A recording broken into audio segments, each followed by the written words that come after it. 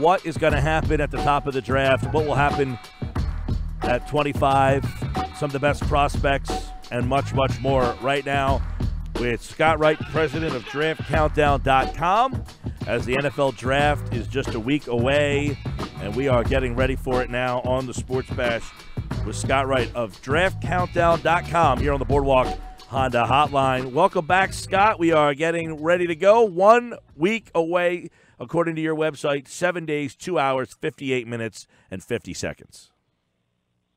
It's good to be back, and I'm excited. I've officially hit the excitement stage with a week to go, but there's still a lot of uncertainty. The thing that's gnawing at me is I'm kind of trying to figure out my final mock draft is where to put a couple of quarterbacks. And I feel good that Kyler Murray from Oklahoma is going to go number 1.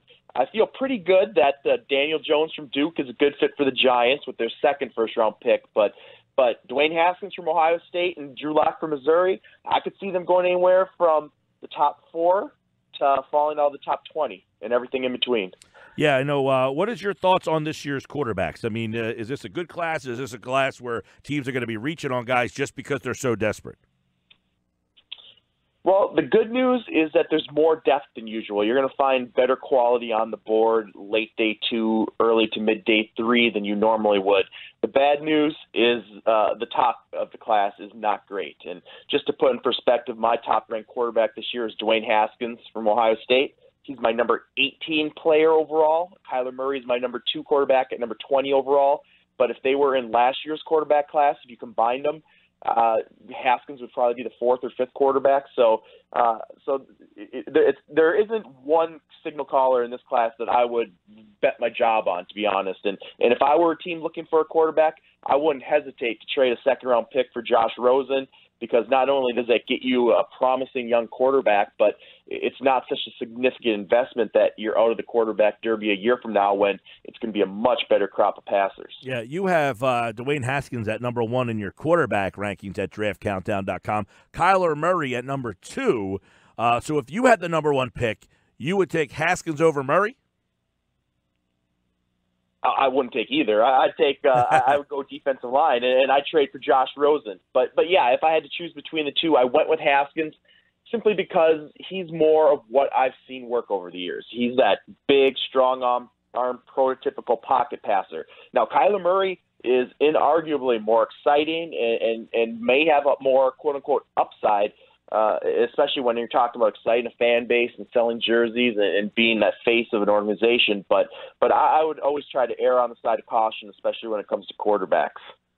Talk with Scott Wright, president, DraftCountdown.com. Haskins, Murray, Locke, Daniel Jones, Sidham.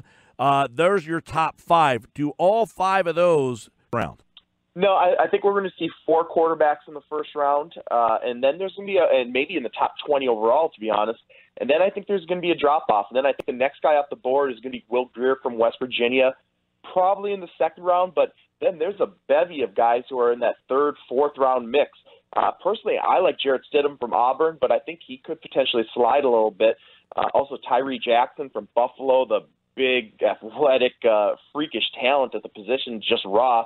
Clayton Thorson from Northwestern, that pro-style passer who's not getting a lot of buzz maybe in the media and amongst draftniks, but is very highly thought of around the league. Ryan Finley from North Carolina State. So don't be surprised if some of these teams that we think are going quarterback in the first round or think they might decide to wait and target one of those guys later on day 2. All right, Scott Wright, looking at his mock draft, you've got Kyler Murray going number 1. Then it gets interested in number 2 because many people thought Nick Bosa was the slam dunk number 1 pick.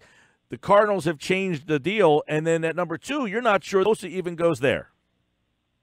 No, it's kind of a 1A, 1B situation between Bosa and Williams, and I think if you polled all 32 teams, the vast majority would have those 2 guys atop their boards in some order. And I think a couple of red flags with Nick Bosa between some off-the-field stuff, but more importantly, some durability, health things, maybe pushes him, maybe gives the slight edge to Quinnen Williams from Alabama.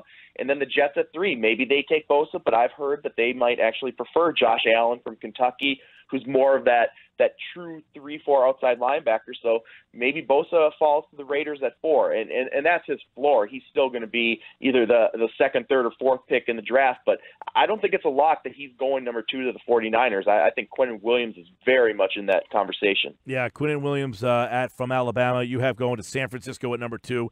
And then Josh Allen, the linebacker from Kentucky, going to the Jets, who are very interesting now because they've added a lot of offensive pieces, and you think they would pass on Bosa as well?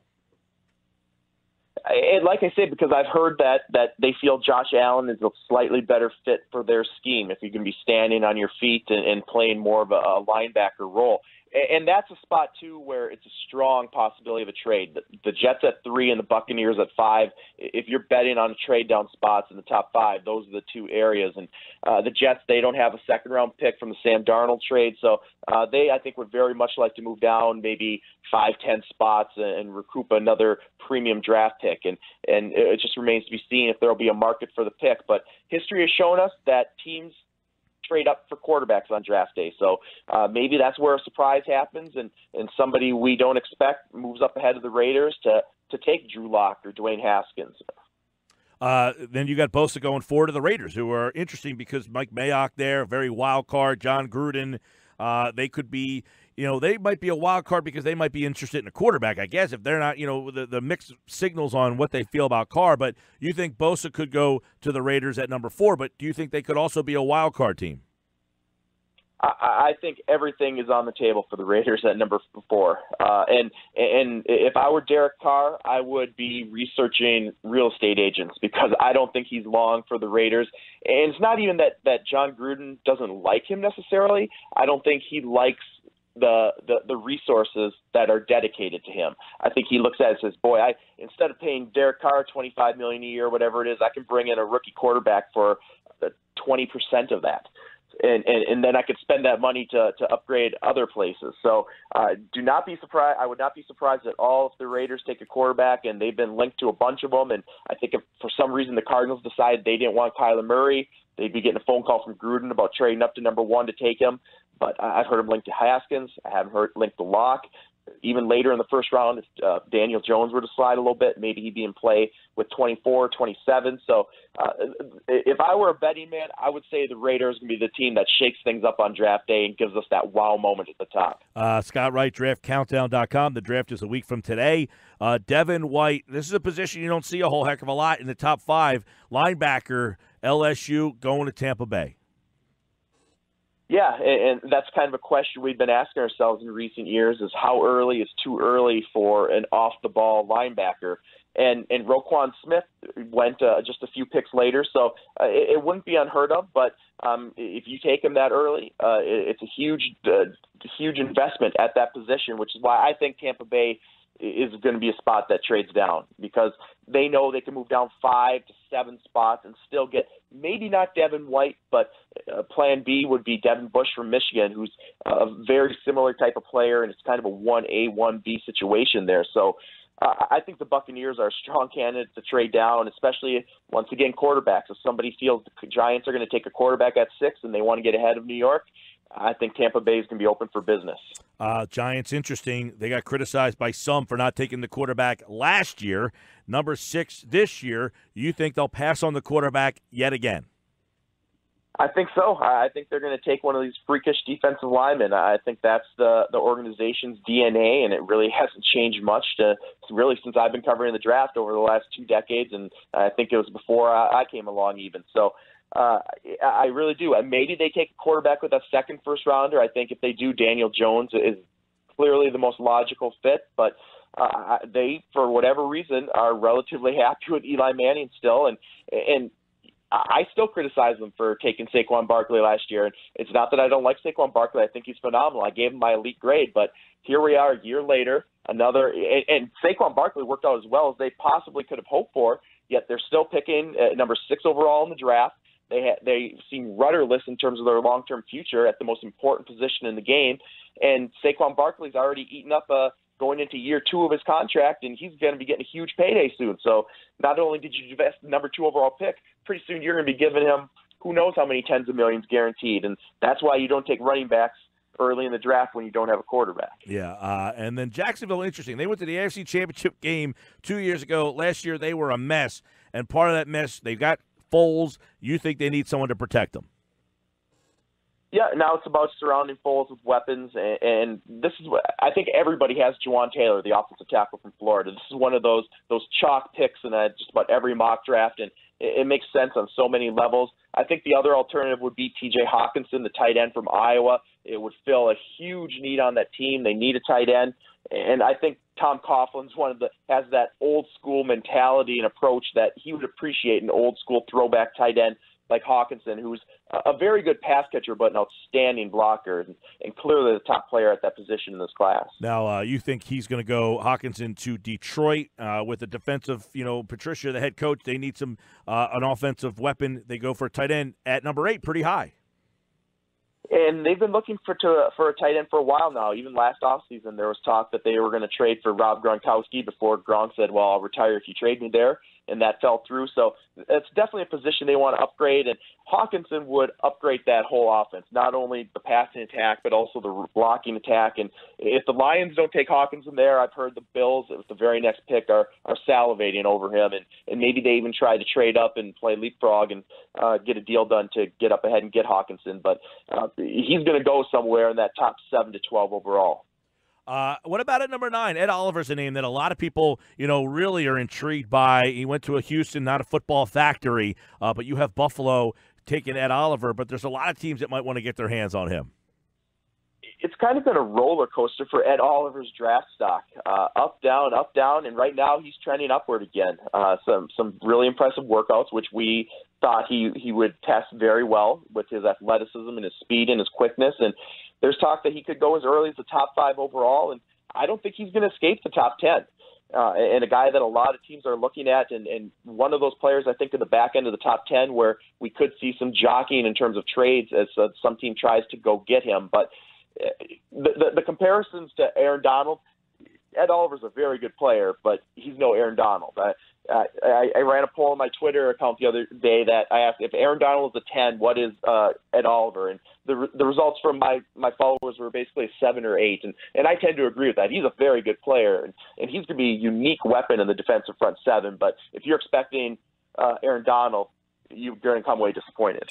Let's go to Denver, who went with a Joe Flacco trade in the offseason, but you think that they might not be done looking for a quarterback. Drew Lock from Missouri, who is a very wild-card player himself after the Case Keenum thing failed. Yeah, and the Broncos, I think, are deciding either between a quarterback here or a linebacker, whether it be Devin White from LSU or Devin Bush from Michigan. But, I mean, if I were running the Broncos, quarterback would be priority 1, 2, and 3 because Joe Flacco has not been good the past few years. And even going back to January down at the Senior Bowl, the talk was that Drew Lock was the quarterback in this class that John Elway was enamored with, and it makes sense. Drew Lock is easy to fall in love with because he's so toolsy. He's got a cannon for an arm. He can make every throw. He's a really good athlete. He was a big-time basketball player coming out of high school, and also a charismatic kid. There's concerns as well. Very much a boom or bust type of prospect, but if he hits, you're talking about a number 1 overall type of talent. So it's going to be interesting. I think Drew Lock, like I said, he could go as early as 4 to the Raiders. I've heard John Gruden likes him as well. John Gruden's been linked to everybody, I think, in this draft. And there's talk that he could slide out of the top 20 and be available later in the first round. If I were Dwayne Haskins and Drew Lock, I'd be a little uneasy right now with how that draft day is going to go in terms of my weight. Talking with Scott Wright, draftcountdown.com. We're less than a week. We're a week away now, 7 days to the NFL draft. And looking through his mock draft, which is up right now at draftcountdown.com. The most recent version of it, which was put up 2 days ago. Devin Bush, linebacker, Michigan. Here's a kid that, they just let Burfsit go finally after years of all the problems out there, and you think Bush could fill that spot. Yeah, and that's a desperate need for the Bengals. And last year they were really interested in Leighton Vander Esch before the Cowboys snagged him just a few picks earlier. And it's even more of a need now than it was a year ago. So I think White and Bush are both in the mix, and it's like I say, it's kind of a 1A, 1B situation between those two. Even though White gets more pub, and I guess the difference between the two is White gives you a little more in terms of that coverage ability, where Bush is maybe a little better going forward. But they're both really athletic, rangy, explosive players, and they're going to have an instant impact in a defensive front seven. Yeah, and then Brian Burns is interesting. We talked about him earlier, that Philadelphia, if somehow moved up or he fell. I mean, there's so many defensive linemen in this draft. Howie Roseman had mentioned, Scott, that this is a historic defensive talent in the defensive end spot. Brian Burns was a guy that we were talking about we would like to see Philadelphia have an opportunity to get, but you think he's way too high for that? I think so. I think he ends up going in the top half of the first round, and I don't see him escaping the top 20. I think his floor would probably be the Titans at 19 or the Steelers at 20. And undersized, you hear comparisons to Von Miller, Vic Beasley, that type of player, but he bulked up to close to 250 pounds. He had, I think, probably 20, 25 pounds compared to what he played at in college, so he showed he has the ability to get bigger and stronger and might have the best pure bend off the edge of any pass rusher in this class. But one thing that's kind of been interesting to me throughout this draft process is I've heard some teams like the Packers, like the Steelers, that run a 3-4 defense are looking at him as maybe even an option as an inside linebacker, which I think would be kind of interesting. You think of how the Packers used Clay Matthews when they kicked him inside. So that's something to keep an eye out for on draft day. Don't be shocked if he does get picked by a team with an odd front to play inside linebacker. This is a fun conversation looking at the mock draft as we're getting close to the draft. It kind of gives you that feel that we're getting a lot closer. And Rashawn Gary of Michigan, another defensive end in this deep class. Miami's interesting because this is a team that a lot of people think, are trying to find ways to lose. So their spot at 13 is a really weird spot in the draft. Well, this is a spot, considering their quarterback situation, where logically you'd say, well, whatever quarterback's available, they need one. But there's talk that they kind of have their eye on next year's class with Tua Tagovailoa from Alabama, Jake Fromm from Georgia, Justin Herbert from Oregon. It's going to be a far superior class. So they might kind of punt not only this quarterback class, even if they don't take one in the first round, I think they'll take a young quarterback later on in the draft. But I think there's a good chance that they essentially punt waiting for next year. And honestly, I don't know if that's the worst strategy.